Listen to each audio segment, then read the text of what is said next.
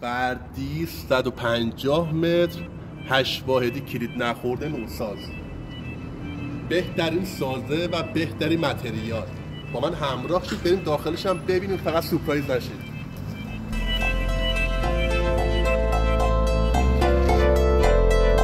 اینم از واحد جذاب اون. ورودی اول کمد کلوزت داریم، فول کمد. سمت چپ سرویس بهداشتی رو ملاحظه میکنیم و بریم داخل سالن. واو، برق نور، پنجره‌های قدی دلبری میکنه و یه تراس خوشگل داخل سالن. بشینیم فقط اونجا چای نوش جان کنید. سمت آشپزخونه رو ملاحظه میکنید، فول کابینه درخور کدبانوی ایرانی.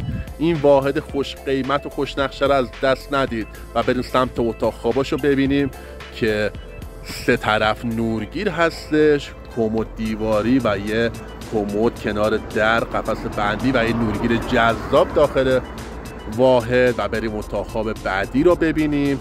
این واحد خوش قیمت از دست ندید و یه دونه مستر کنار راهرو و اتاق خواب بعدی ببینید چه جذاب با نورگیری خیلی عالی. و اتاق خواب بعدیشو ببینید و یه بالکن خیلی جذاب داخل اتاق خواب.